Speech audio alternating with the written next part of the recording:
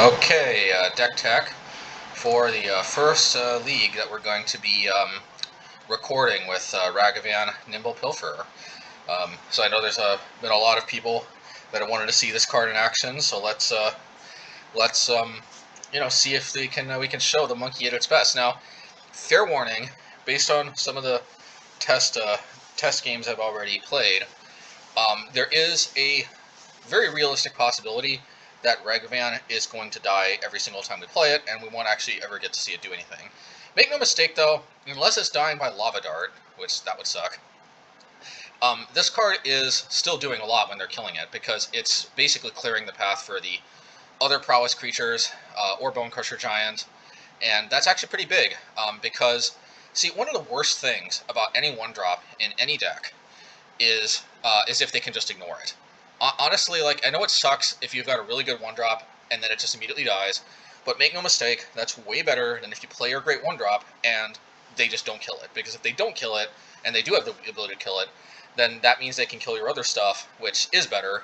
You know, think of, like, for example, Raging Goblin, which is a bad example because we would never play that, and you're talking to the one guy who probably would try Raging Goblin at some point, but, I don't think I've ever steeped that far, because realistically those Mog Fanatic type cards, including actually Fanatical Firebrand, which is basically a strictly better Raging Goblin. But my point is imagine a card like Raging Goblin, or most of the time Fanatical Firebrand, for example, unless of course, it's tapped and they have a 1-drop they want to play, but let's use Raging Goblin as an example. A lot of times they're just not going to kill it. Like, a lot of times, because a lot of times their creatures will just naturally brick wall it if they play anything with more than 1 toughness. And even if they don't, they're only taking 1 damage per turn. So a lot of times they can just wait to kill our prowess creatures, and well, anyway, maybe I don't need to explain that much more. The point is that now we have essentially 12 must-answer turn 1 threats. And I think that that's pretty huge, because because we basically have to lead off with Ragavan, I think. Now, it is worth maybe experimenting, but the fact that it's legendary, I think, definitely incentivizes us to play this out first. I don't know, unless somehow the way our games are playing out leads me to believe otherwise, that's probably what I'm going to be doing, but, sometimes also it's worth it to not just experiment with new cards, but with new play patterns too. But anyway, even if we're playing this out in a dying, I still think it's doing a lot, because if they're targeting this, that's more likelihood that these other prowess creatures survive, and when these guys survive, sometimes they can really go nuts. Alright, so, okay, let's address some of the more unusual choices. First of all, yes, you're reading this correctly, Hammer Bogardan. I know this looks incredibly overcosted, and yes it is if all it did was 3 damage. But here's the thing, okay guys? This card is our late game. And of course, Obosh is kind of our late game, but the reality is, with so many counter spells, so many people holding on to Thoughtseize, and also just so many people holding on to Double Lightning Bolt, or holding on to Dismember, or I don't know, like, Obosh will die a lot of times. When it sticks, we usually win, but, the point is, Obosh is not necessarily a reliable late game. Don't make no mistake, when they kill it, under the same principle I was talking about with Ragavan, it's still good. It's still good. When they're killing Obosh, that's still good, because it still means that they have to use resources, and maybe they deplete themselves, and then maybe a top deck season Pyromancer into other stuff just seals the deal, whereas otherwise maybe it wouldn't, because it'd still be so stockpiled on resources. So, bottom line is, Obosh is still just extra card advantage, and it's not something they can ignore. Honestly, that's one reason why Giganta is good. Even people say Giganta. People all the time when I used to play Giganta Prowess say, like, why are you playing Giganta? That's a blank card. It's this is way better than Giganta, everybody knows. But the reality is, 99% of the time, guys, Giganta Prowess ain't that bad. Honestly, guys, I would highly recommend, if you're on a budget for whatever reason, try Giganta Prowess. It will really, really surprise you. The main reason why I'm not on Giganta Prowess, honestly, to tell you guys the truth, it's not because of Obosh. It's because of Season Pyromancer. This card's insane. Mostly it's because of the chump blockers, because you get card advantage off of Giganta Prowess through, like, Abbot of the Kiral Keep, and there's other good 2-drops too that you unlock coming out too in Modern Horizons 2. But, like, honestly, like, this single-handedly wins you a lot of games against Death Shadow, because it's basically infinite chump blockers in that matchup. It definitely improves the Jund matchup, because also infinite blocks against even the largest of Tarmogoyfs. I mean, I talked about this before, you get the idea. Plus, it's excellent against control, because even if they counter it, you still have an instant speed uncounterable 2/1/1 tokens, which you'd be surprised how often sometimes that can just run away with the game. Honestly, you need to be doing more than just that, but, like, You know, that's still 2 damage a turn. That's not nothing. Anyway, yeah, you'd be surprised how often, even if this is Gigantha, it's the exact same thing, because usually they either use a removal spell, or they discard it, or they counter it, or they, yeah, I mean, more often than not, they just can't let a 5/5 that's also incidentally a mana dork. It's not usually the mana that they're worried about, but yeah, more often than not, they can't just let a vanilla 5/5 live in this deck, because if that connects, usually if a Gigantha connects, that's also basically GG, believe it or not. Not necessarily, but the reality is they can't just let a vanilla 5/5 just stick around. So, you know, anyway, needless to say, Obosh is way better, and it will win us, especially with Hammer of Bogardan, which we'll get to in a second. It will win us definitely a lot more games. I mean, I shouldn't say a lot. It will definitely win us, you know, a non-insignificant more amount of games of Gigantha. But anyway, but that being said, you'd be surprised how a lot of times it's almost the same thing, because they have to respect the 5/5. But anyway, I'm not here to talk about Gigantha Prowess. I'm here to talk about this deck. So yeah, if all Hammer of Bogardan really did was just 3 damage, then that's not necessarily worth it. But this is our late game. Yes, like I said, Obosh is our late game, but this is really our late game, because unless they have Graveyard Hate, this thing just keeps coming back. And the cool thing about this, so honestly, you have to give up something, and here in this list, we're probably giving up Light Up the Stage, which I know seems crazy. I know that seems crazy, but let's hear me out. Let's see how the games play out. But the thing about Hammer that's great is, in a way, it has a higher floor than Light Up the Stage, because, you know, Light Up the Stage, it's kind of random what you get, you know. Sometimes you just get 2 lands off the top, which is great if that's your, like, you know, turn 2 play and you haven't played a land drop yet. That's honestly probably the best thing you could have hit. But, like, sometimes if you're later in the game, or even, like, in the middle of the game, and they play some must-deal 3 toughness or more creature, like, I don't know, Stormwing Entity, honestly, that's a little more of an early game play, but you get the point. You know, early game / early game past, like, the first 2-3 turns or so. Sometimes they play like a Storming Entity, and hopefully they don't have like other cards to back it up. But even if you do, sometimes you've got a Lightning Bolt or untapped. I mean, or like a Pyrite Spellbomb sitting around or something, or a Stomp. But you know, sometimes they play like a 3 toughness creature I've got to deal with, and then bam. Yeah, but you know, but at the stage, I mean, like, you may or may not actually hit the answer that you're looking for. So, you know, Light Up the Stage is great, but sometimes it's kind of awkward, because at 3 mana. Yeah, at 3 mana, it's just kind of competing with, like, Seasoned Pyromancer and Bonecrusher Giant and Blood Moon, and it's not necessarily objectively better to play Light Up the Stage, you know, early in the game than Bonecrusher Giant. And, like, when you get into the late game, Hammer of Bogardan is better because it keeps recurring.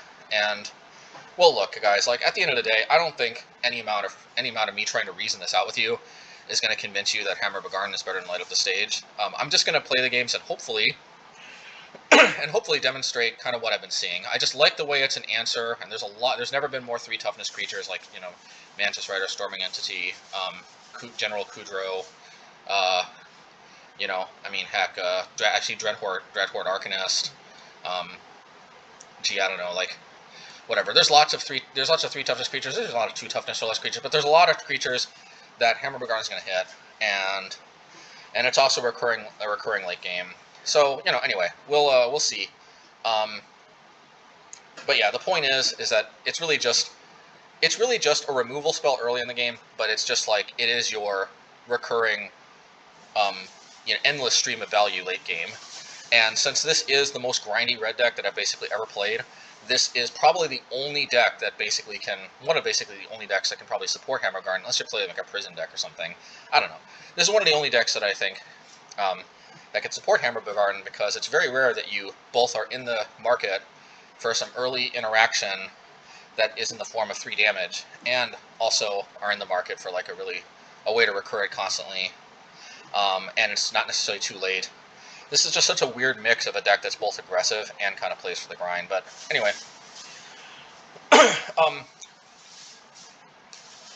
yeah, and then of course we get to Pyrite Spellbomb, which honestly, more than anything, and I'm not going to talk more about Blood Moon and any other cards, but, you know, we get to Pyrite Spellbomb, and, you know, as you could probably guess, this is just ultimately a concession to, like, the sideboard, which we'll get to in a minute. But bottom line is, you need some pro-red hate somewhere in the 75, and if you can't squeeze it in the sideboard, folks, you got to play it main deck. And I think what you guys are going to see actually with Pyrite Spellbomb is it's actually a more main deckable card than you'd think. So here's the deal too. This is definitely more of a mono red, like red deck wins type of card, or mono red mid range, or however else you'd like to call it. But this is definitely more of a card that serves our deck a lot better than it serves, like, you know, Burn, which is basically a traditional red deck. People think of this card as garbage and Burn because you almost never want to sack it to draw a card. You're always basically going to sacrifice it for 2 damage, and at that point it's 2 mana for 2 damage, which is super inefficient. But here's the thing, guys and gals, and everything else. This is not 2 damage for 2 mana. This is 2 mana spread over 2 turns, or the same turn, you know, spread in 2 installments. You can pay any time, and either it deals 2 damage or it draws a card. And that's a huge thing, because actually a lot of the times we are going to be sacking this to draw a card. A lot of times we're effectively going to cycle this. Like, think about this for a second. What if they printed a 1 mana 2 damage instant spell that also had cycling 2? I honestly think if they printed such a card, it would people would be very interested in that for this deck specifically, and maybe actually for Prowess in general. Maybe even Is It Prowess. I mean, I think that would be hands down better than Wild Slash, which I see all over the Is It Prowess decks. Not sure that I fully understand that. I guess that's their pro-red hate. I think it's pretty lousy pro-red hate, but, you know, that's their pro-red hate probably, but, you know. But think about how this stacks up to Wild Slash, folks. I think 1 mana for 2 damage cycling 2 would be excellent in Prowess decks, because a lot of times you're just looking for that extra damage or that extra pump spell, and you need to clear a creature, but those times where you stall out, a lot of times you don't necessarily want the damage. You want to just churn through your decks. You can hit, like in the case of Is It Prowess, your Storming Entities, your expressive iterations, whatever you have you. In this deck, your Seasoned Pyromancers, your mana to play Obosh, your Bonecrusher Giants, your Blood Moons, your Hammer Bogardans. Yes, in this deck, Hammer Bogardan. You want to draw towards your Haymakers, you know. And the thing is, like, and maybe I'm way off base. Maybe all of you are shaking your head and you're like, dude, Wild Slash is so much better than 1 mana 2 damage instant cycling 2. What are we even talking about? Like, that's not even a question. Of course Wild Slash is better. And you know, whatever. I mean, maybe I can't convince you. I personally think it would be way better. But okay, just if you humor me for 1 second and you just conceptually think of my hypothetical 1 mana 2 damage cycling 2 card, the Pyrite Spellbomb, I actually think Pyrite Spellbomb compares a heck of a lot favorably to that card, okay? Because Pyrite Spellbomb, yes, it's not as efficient on the burn side, but it's way more efficient on the cycling side, because you get to pay it in 2 different installments. And that alone wouldn't necessarily make it a lot more efficient, but you'd be surprised how often this just fills the curve, you know, by paying the installment in 2 separate turns. But here's what this does that hypothetical cycler doesn't. This also enables Prowess when you pay it for 1. So whether you're using it to cycle or using it to burn, you are triggering Prowess when you're doing that. It's also incidentally pro-red creature hate. It's also helpful at combining to deal with cards like, oh, I don't know, Eidolon of Rhetoric, or like that new Archon creature, or I don't know, like or also it's also just good to like have sitting around where sometimes you know that you suspect the opponent's got a counterspell and you don't want to necessarily burn face. If you had, like, say, Lightning Bolt and say Burst Lightning, you may not necessarily even want to fire the Lightning Bolt at their face if they've got a counterspell, because then they, for example, if they're control deck, they might just, or if they're like a mid-range deck, they might stabilize at 2 life, a mid-rangey kind of more, I don't know, hard to explain, but like a mid-rangey type of control-ish / mid-rangey type deck. Not necessarily full-on control, but like a lot of Tarmogoyf decks play some amount of counterspells these days, or at least I've seen some. There's just a lot of new brews, guys. Like, if you're saying I've never seen a deck like that before, trust me, and right now you'll see anything in the leagues. But anyway, my point is there are situations where where you'd love to go for the kill, but you can't deal with them countering your final burn spell that would actually finish them off.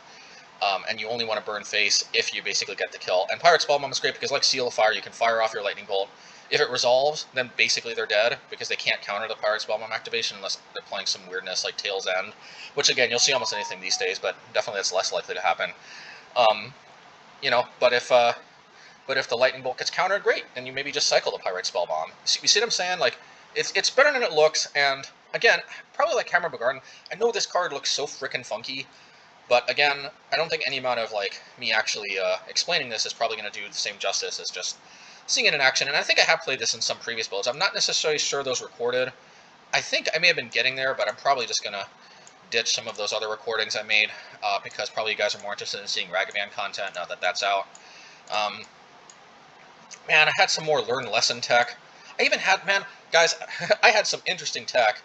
Maybe I still will revisit it, man. Like, I mean, even though I think Ragavan is where we want to be, I had some recordings that were some interesting stuff that I wanted to share. Let me know if this sounds interesting and you guys still seeing it. For example, I had an even more all-in lesson package version. I don't think that was that great, but I think somehow I managed to 4-1. I'm not. I think I kind of got lucky. Like, I actually tried it, because I tried some league. One league I got like a 2-3 or something. Another league I got a 4-1. Basically, it's that other. Geez, I don't know why I'm wasting so much time doing this, but here, 1 second. Oh, learn. I had another build of this deck, yeah, with Academic Dispute. Somebody recommended this to me on my YouTube channel, and like originally I'm just like, I don't know, but you'd be surprised, man. Against creature decks, a lot of times, man, this is kind of a 2-for-1 for 1 mana, which I know, light up. Ultimately, the reason why I didn't end up settling on this, and I only played like maybe 3 leagues at most, probably only like 2 leagues. I think like at first I went 4-1 with it. I'm like, geez, am I onto something? And then I ran into more control decks, and I'm like, yeah, that's why this is kind of unreliable, because this is not reliable against control. I mean, the good news is a lot of times you'd be surprised you can play it on your own creature. They can 2-for-1 you though, so watch out anyway. No, look, I know you guys are just gonna say I've lost it, but look, I'm telling you, I went 4-1 against a creature deck. Yeah, because actually against a lot of creature decks, like, you'd be surprised. I made like my high toughness power creatures fight with their creatures basically, or I forced them to block, and then I learned some lessons. And oh man, I don't know. This seems like it's scraping deep, but I thought that would be interesting. That would be something interesting that you guys might want to see, guys, gals. But anyway, that's neither here nor there. I had some interestingness going on with this that, again, I didn't settle on, but I thought that might be interesting content to see. Let me know if you guys still are interested in seeing that. Actually, let me check 1 second.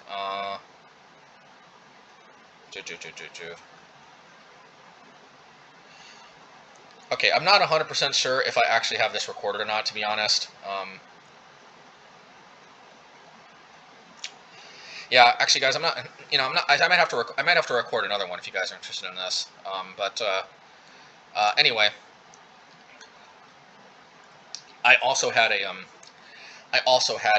Through the Breach, a Through the Breach Emrakul version of this deck. Actually, man, let me tell you, that solves some matchups that previously felt impossible for this deck. Like, that deck, if you're tired of losing to E-Tron, I think that's the only version of this deck that might actually have a favorable matchup with E-Tron.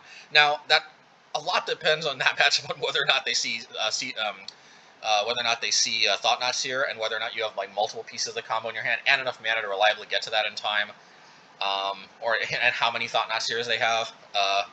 Yeah, a lot of that depends on whether they have Thought-Knot Seer or not, because honestly, Thought-Knot Seer makes that a lot more difficult. And I know it seems like they have Thought-Knot Seer all the time. Oh, sometimes you draw into it, though. Anyway, my point is, look, I don't even technically know if it's favorable, but I definitely felt like I was winning a heck of a lot more with the Emrakul combo than with the creatures against Eldrazi-Tron, because like one of the only things that goes, I think one of the reasons why I tried the Through the Breach package is I'm just like, geez, how do I beat like decks that go so over the top of me? And I'm thinking like, well, I could go lower to the ground, but I'm like, Chalice, especially with E-Tron. You see, going lower to the ground helps against Green-Tron, but that makes Chalice screw you over even more against E-Tron. And I just thought, man, is E-Tron like the perfect deck? Clearly it isn't, because obviously it's not completely taking over the meta. But I'm like, man, E-Tron, like that's just a tricky puzzle, because like Chalice basically covers its bases for the most part with decks that try to go under it. And other than Green-Tron, very few decks go over the top of Eldrazi-Tron other than Green-Tron. So I'm like, how on earth can we consistently beat E-Tron? I mean, like, sideboard cards will ultimately only take us so far. Of course, this was before that 5 mana 4/4 flying, anti-Tron hate piece card that also has its cost reduced depending on the number of colorless lands they have.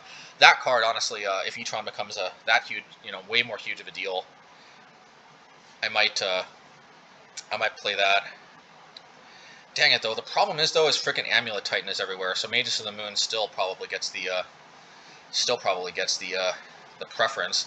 I'm hoping that enough of these new Tron hate cards scare the Tron players away. That especially E-Tron, that I don't necessarily have to play that. But make no mistake, if E-Tron remains everywhere, I may have to give that a shot, because it's just, man, playing a deck that can consistently beat E-Tron, E-Tron and Heliod Company and Amulet Titan might just not be possible. But let me tell you, Emrakul is one of the only cards that goes over the top of E-Tron. It even goes over the top of their Ulamog, the Ceaseless Hunger. Emrakul is one of the only cards that goes over the top of Heliod combo. Although, the plan, by the way, against Heliod combo, which still probably I'm only like 40-45%, but that's I'll take that. But you'd be surprised how much the Moon package plus Pillage to take their remaining basics, or their basics that they have Utopia Sprawl on. You'd be surprised how effective that is. It's not an auto win, but it actually is a path to victory. And you'll take any path to victory you can get, and that's one of the only consistently reliable ones. Even if it is one that admittedly they do have outs to with Skyclave Apparition, or just the Nut Draw very quickly, or... Well, anyway, it's neither here nor there. My point is that for a while, Through the Breach Emrakul seemed to improve the Eldrazi-Tron matchup. It actually, I think, made the Heliod combo matchup favorable. What else? I mean, it also, I think, improved the it improved the Amulet Titan matchup too, because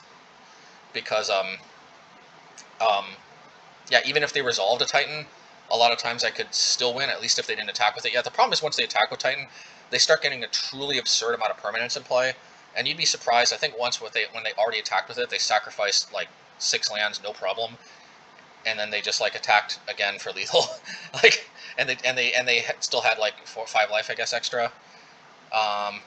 Man, Titan is such a busted deck. I really kind of wish that deck would just become even more powerful, so they would finally ban it. Although then again, we'd have to endure the question of whether or not Wizards would allow such nonsense to continue on. But anyway, and of course, right now it's probably not bannable. But I just kind of wish it was. I wish it was just as good as it needed to be for it to be obviously needing to be banned, but not so good that basically I could never ever win against it, because that's not fun. It's at least interesting as if you have any chance. And obviously I do think we've got a pretty decent chance. It's still just incredibly frustrating to play against. Even, because, think about it. This is what makes for a frustrating deck. When you're basically playing 8 hate pieces, because, yes, for the most part, Pillage is not coming in. I tried, but, I don't think so, but I fixed that change. Well, actually 10, because Ensnaring Bridge is kind of hate. It's not as good hate as Moon Effect, but it does actually help. It helps with preventing the Titan from attacking. Anyway. Yeah, I mean, the problem is even when you're playing 8 dedicated hate pieces, and they can still sometimes win, either just naturally by attacking with 6/6s and getting multiple 6/6 tramples into play, or just fetching for the answers, or out of control tireless trackers, which sometimes happens if you can't burn those things right away. Or a Hornet Queen or other alternative win cons that they sometimes fetch if they put you on something that makes Titan kind of bad. That's the thing about Amulet Titan, man, is it's so resilient. That's what makes for a frustrating deck. Something's obviously keeping Amulet Titan in check. I mean, part of that might be people honestly devoting... See, this problem is I don't like it when, you can beat a deck, but you gotta warp your sideboard, and, that's kind of what we're doing here. Mages of the Moon would not be in this sideboard if it wasn't for Amulet Titan. That's what... I mean, okay, I'm sorry that part of this turned into a rant against Amulet Titan, but I hate it when a deck is so good and so resilient to one piece of hate, because this used to be, before Amulet Titan started getting... I think Dryad Existing Grove was one of the things that pushed it over the top, in my opinion. Amulet Titan, I think, was fine before Dryad, because I remember for a period of time, just one hate piece and one Blood Moon was was good enough more often than not. Something changed. And a deck is kind of busted when one hate piece is not good enough. You need frickin' 8 hate pieces to consistently win, and I do think we're favored with 8 hate pieces, but the fact that they can still win, even when you see these, is just mind-numbingly frustrating. And I just don't like that. I mean, I guess it's probably fine. I don't even know. Does anybody really enjoy playing Amulet Titan, or is it just a way to, you know, to just get wins. I mean, I'm seriously curious. I think I know the answer. I think that deck appeals to some people, and I guess I'll never fully understand you, but whatever. I mean, I guess that's kind of what makes this game interesting for everybody. I just really wish the deck was more at its was more at like the power level of Dredge, where like 4 Relic of Progenitus does, I think, make you still favored if you play it correctly. That might be changing with Dredge too, which that's another problem too. Like, they keep printing busted graveyard stuff, and I hate it when you need like 8 graveyard hate pieces to finally do something. Whatever. Some might say you still do. Honestly, part of it I might have been getting lucky in the past. I mean, I would have been getting lucky a lot over a long period of time, but okay. Anyway, this deck tech has been going on for a while, so I'm trying to wrap it up. Bottom line, Pyrite Spellbomb is good because even if you're playing, because if you need some pro-red hate and you can't play it in a Sideboard, got to play it in the main, and the cycling is better than you guys probably might think. But that takes us to Temple of Epiphany. This card wasn't in the version that I tweeted that I got a 4-1 with, but I'm going to try it, folks. Considering how much Ragavan dies, I'm not necessarily, because the reason why this was Mountain instead of Temple is that my thought process was that, number one, I really wanted to be able to hit 2 mana on turn 2 that doesn't come into play tap, so I can play a turn 3 Blood Moon, and it would just really suck if I was cut off from turn 3 Blood Moon, not by my opponent not killing Ragavan, but by me having to come into play tap land, and that still could come up, and that would still suck. But hear me out.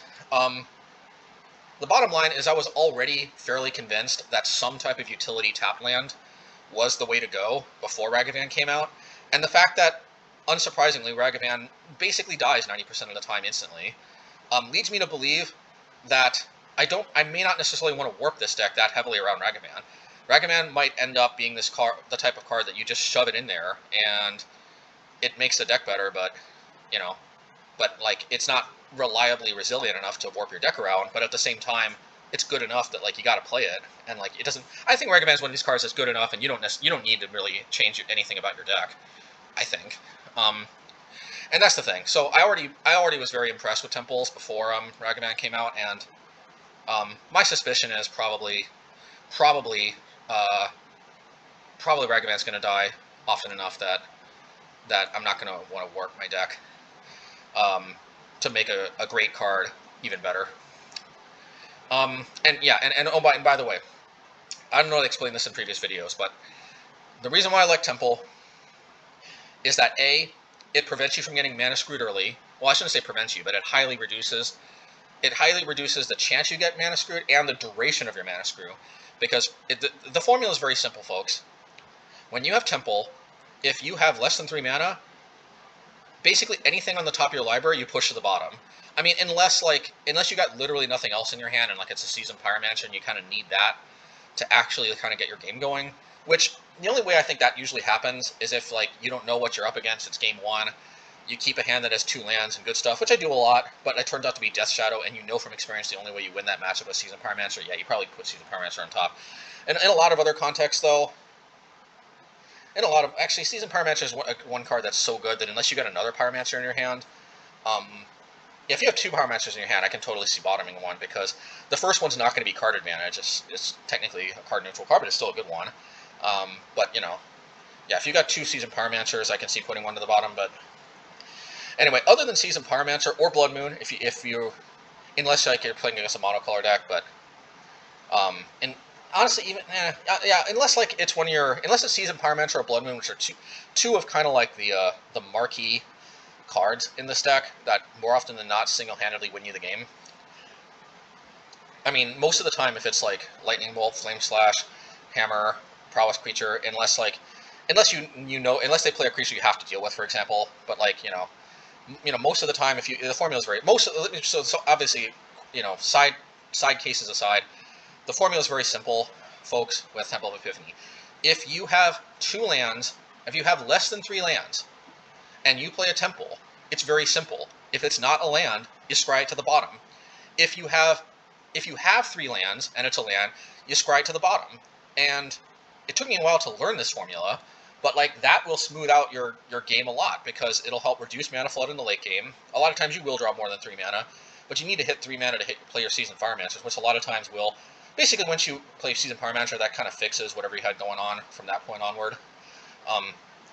The main problem is hitting 3 mana. See, but Temple of Epiphany is great because it helps you hit 3 mana, and it helps prevent you from drawing more mana if you don't need it. Now, of course, you might just end up leaving the top card of your library on top, which you know, that feels bad sometimes, but it's the times when you need to scry something that this is obviously very good. And more often than not, if you're leaving the card on top, you're in pretty good shape anyway, and I don't know, like, a lot of times I still win, even when this card, I guess, does nothing because I leave the top card on top. But, like, I think I've said this before. I'm playing this for a similar reason the blue decks play Opt.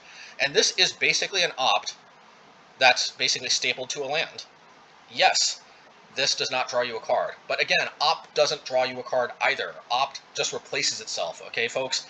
I know this is this was a hard concept originally when I was, like, really new to Magic.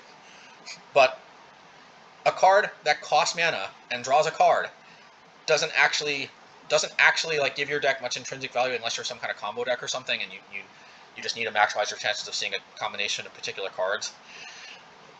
But spending a mana on a card, spending a mana on a card to draw a card, it doesn't do anything. It's all in the scry, folks. That's what makes Opt a great card, is that you get to filter the top card of your library. And Temple of Epiphany is very much the same thing. It's just it's stapled to a land instead of to a instant. Because just like Opt replaces itself with another random card off the top of your library, this replaces itself with the land you just played. So I don't know how to explain it. Like, but it literally this is literally the same thing as Opt most of the time. Because you have to, quote, pay 1 mana because this comes into play tap. That's your 1 mana, right? Like, what's the difference between playing an island, tapping it for Opt, and just playing Temple of Epiphany and getting the scry, right? Like, other than digging 1 card further in your deck, which, again, unless you're a combo deck or something, like, there's not necessarily a lot of intrinsic value, but there's maybe very marginal deck thinning value, and we all know from the analysis on fetch lands just how valuable deck thinning really is. But, man, once again, probably there's no amount of explaining this. I probably just have to keep hopefully getting good results. Man, that leads me to another topic that I probably just don't have enough time to cover. But like, there's certain underlying sort of philosophical beliefs I have that probably do affect why I'm comfortable playing cards that look like garbage. I don't know how else to say it. Like, I know that a lot of these cards look like garbage. Maybe I'll make a video at a later time. But I think there's certain underlying philosophical reasons why I just don't care about playing cards that look like total garbage. And I'd imagine if a lot of you subscribe to certain different philosophical beliefs, that, you know, that might be one reason why there's a lot more discomfort with playing cards that objectively look like garbage. I just don't. I don't mind. I don't care in the slightest. Maybe they're garbage. Like, if I feel like they're garbage when I play them, if like I really strongly believe that they are garbage, of course I won't play them. But the fact that they look like garbage is not gonna... Anyway, I think I've spoken enough about that. So, Sideboard, already explained, Magus, need it for Amulet's Titan, that's basically the only reason it's in here. Maybe some other, like, marginal cases, like I think the Timur Living In deck is pretty obnoxious, and the good thing about this is this, as of right now, they very rarely can fetch all 3 of their basics, or at least both their basic island and their basic plains or forest. Some of them play plains too, but, you know, basically it's very... so far this has been a house against Timur Living In, because a lot of times they can only fetch 1 basic island in time before this comes down, and if you shut off their ability to get either blue or green, then basically you shut off all their cascade spells, because there are no blue-red cascade spells. Please, Wizards, don't even think of anything. Do not print a blue-red cascade spell. But yeah. So a lot of times you'd be surprised how shutting off either blue or green shuts off their I guess shutting off blue doesn't stop violent outbursts, but it does stop a heck of a lot of their cyclers. Anyway. I don't know what else to say. Just a lot of times this is a house against that deck, but admittedly this is mostly in there for Amulet Titan. Pillage. Deck needs some artifact hate. It's just too many good artifacts not to leave on myself some artifact hate. But the land destruction can also be pretty useful against some matchups like Death Shadow, some matchups like, oh, I don't know. There's a lot of random cases where blowing up basics can be good. Oh yeah, Niv. Like, Niv is probably impossible without Pillage, but like, hitting their Utopia Sprawled land is one of the best ways you can delay them from getting Niv, and a lot of times if you delay them from getting Niv, you can get there. Especially delaying them from getting a Niv and landing a Moon effect. Hopefully Blood Moon, because they usually play... I don't know, Magus is good too, because the reality is they play like a lot of removal spells, but if you hit their Utopia Sprawled Forest, a lot of their answers are double mana costed, and sometimes it's hard for that. Sometimes they don't have enough basics with all the colors necessary to deal with this. And sometimes they play Fatal Push. I haven't seen them play Lightning Bolt in their 1-drop removal spot yet. Sometimes I've seen Fatal Push. The good news about this is if they're on Fatal Push, then if you shut off their fetches, it's kind of hard for them to enable Revolt. And then a lot of times this kind of effectively shuts off Fatal Push, at least on this, too. Even if they do have a basic swamp sitting around, but sometimes they don't even have that. Anyway, I mean, you guys know the drill. But also, like I said a little bit earlier, this is great against Heliod combo, because, again, hitting the Utopia Sprawled Forest, plus the 8 moon effects are sometimes one of the only ways you can actually win the game by basically just locking them down. Relic, we all know Relic. Relic's great. Yeah, and Ensnaring Bridge, okay. I know this took me a while to get here, but yep, Ensnaring Bridge. Your eyes don't deceive you. This is a good card. Needless to say, if this was more of a straightforward prison deck, I don't think I need to do any explaining. Ensnaring Bridge just single-handedly shuts down a lot of decks. It's the sole reason why Lantern Control was even a thing. And here's the thing, okay? This is admittedly not as good as if this deck was a dedicated prison deck. That's why it's not in the main.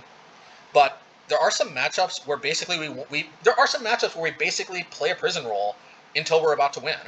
And in those matchups, like for example, Death Shadow, or even for that matter, is it Prowess? Again, a lot of the Prowess mirrors, we're not as fast as them, so we're not trying to outrace them. Usually we're trying to sort of be like, a prison deck and control them for a little while, and then once they run out of steam, then we go for the kill. This is, needless to say, excellent against those matchups. Humans too. Humans a lot of times just can't even deal with it. Yeah. But also, sometimes this is your only defense against Emrakul too. Yeah. I don't know what else to say other than that. This card is pretty great.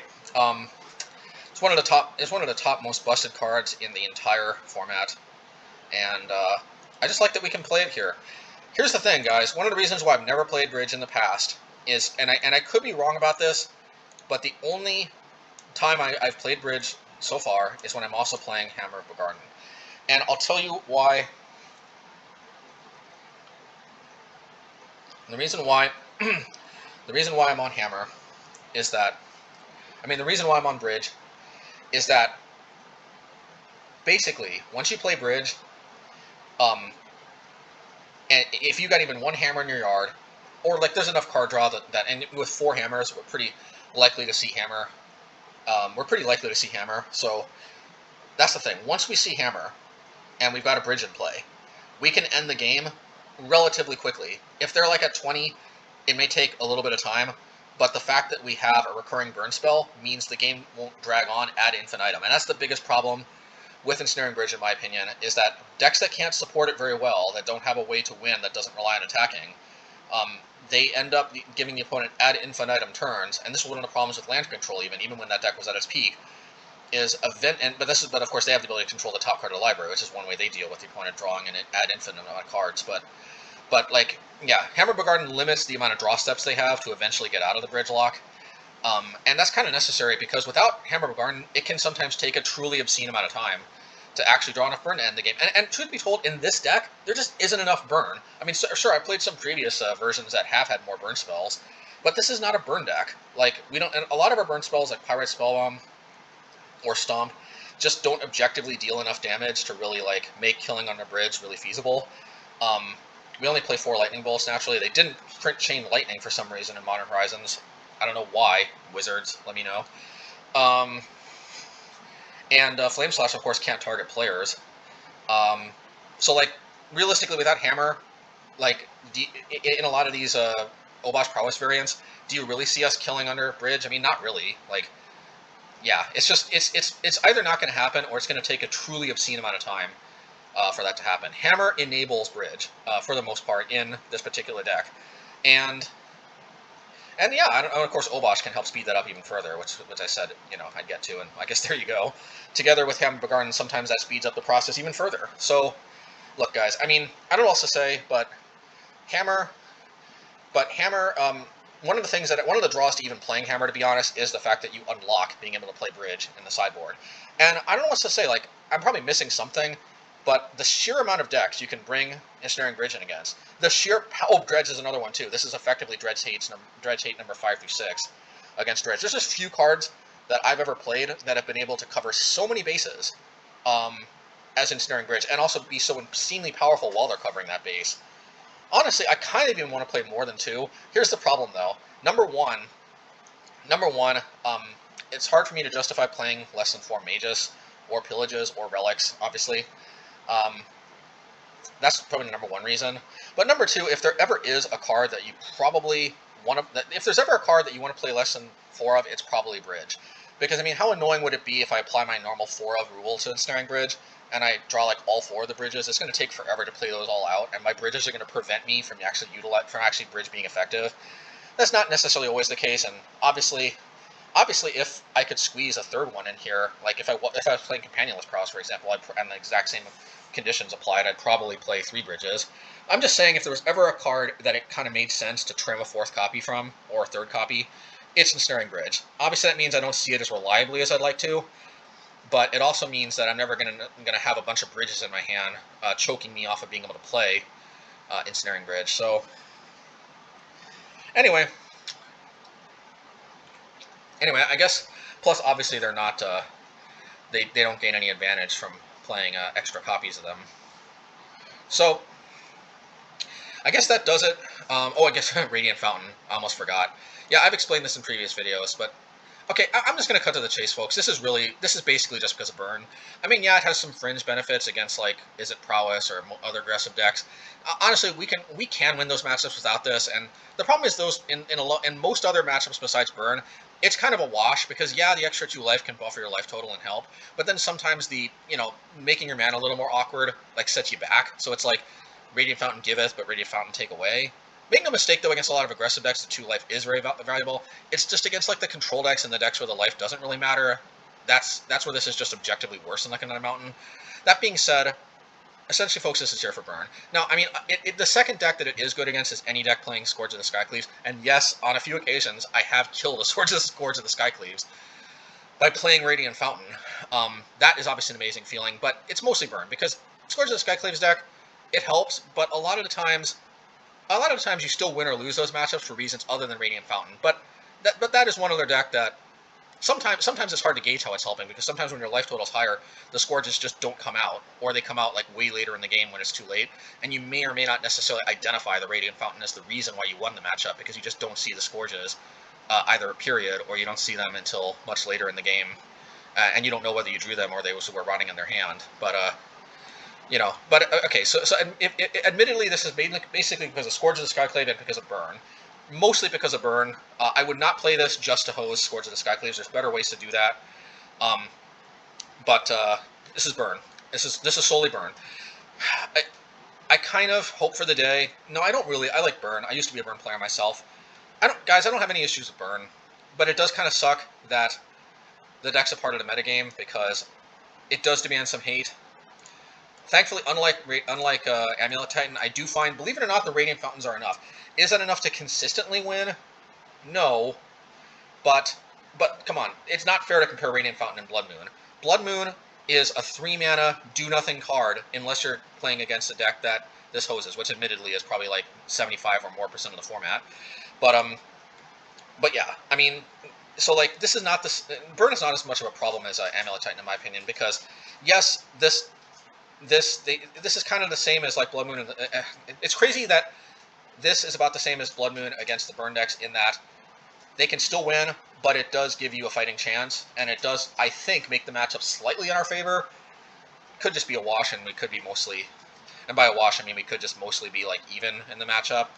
But But it's not the same thing at all, because this is a land, and it's like just basically free. And yeah, anyway, the point is that, folks, there's just no other way I can actually squeeze any kind of burn hate in here, and I'm just not ready to just concede the burn matchup. Without this, folks, we concede the burn matchup, and it's going to suck because we will still lose some games against burn, and that's going to make us question why we even bother with the burn matchup. But the thing is, every matchup where we win with burn, we feel like a genius for playing this card. And the fact of the matter is that,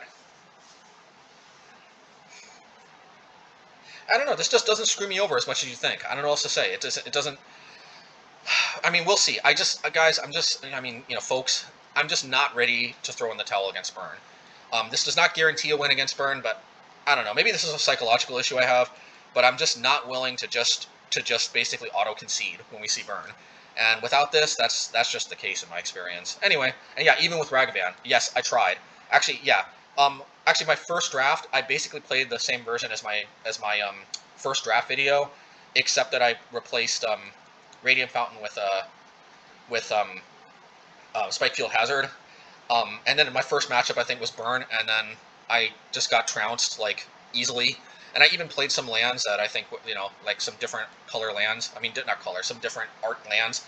So I could tell which ones were Radiant Fountain, and I think I was seeing those, and I'm like, oh my goodness, I think I might have been able to win if these are Radiant Fountains. So immediately I get handily trounced. Excuse me. I immediately get handily trounced by burn. And yeah, that's one reason why I'm still on the Radiant Fountains, because I'm still seeing burn. In fact, I ran into 2 burn matchups against Merfolk in my last league that I trophied in. Obviously, we're not playing Merfolk, but that just shows you Burn's still out there. It's still out and about. It's still... Burn's great also in an unknown meta, and we're definitely still in the unknown meta part of this metagame. Yeah, I don't know what else to say. Just I'm not willing to throw the towel in against Burn. Okay, I guess I should also mention there's no Fury in here from the draft video. Yeah, and here's the thing. I was basically only playing Spikefield Hazard for Fury. Oh, actually, sorry, my first draft, I don't think I had Spikefield Hazard. I think my first draft was basically the same build. Maybe there was like one minor tweak. I think I took the Mages to the Moons out because I was like, who knows if Amulet's still going to be a part of the meta. Spoiler alert, it still is.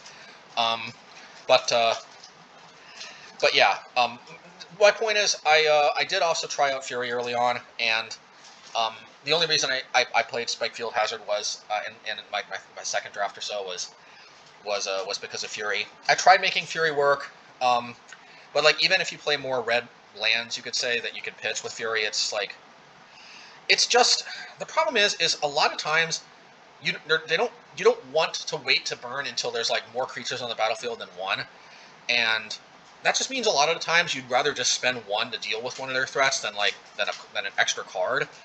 And also the fact that it didn't trigger Prowess was kind of annoying. I never necessarily totaled up the damage to actually confirm that lost me a game, but definitely it definitely felt bad every time I played Fury and I wasn't getting extra Prowess triggers. That alone was probably not a reason to ditch it, but mostly it was just that. Mostly it's just, I don't know how else to explain it other than that the situations where I want to deal with multiple creatures just weren't that often, and oftentimes I didn't necessarily have like a lot better to do with the extra 1 mana that I saved anyway by playing that over Flame Slash. And oh yeah, and one more thing, I'm surprised I didn't notice this at first. It doesn't say you may deal 4 damage divided as you choose. So like, it wasn't necessarily a free roll.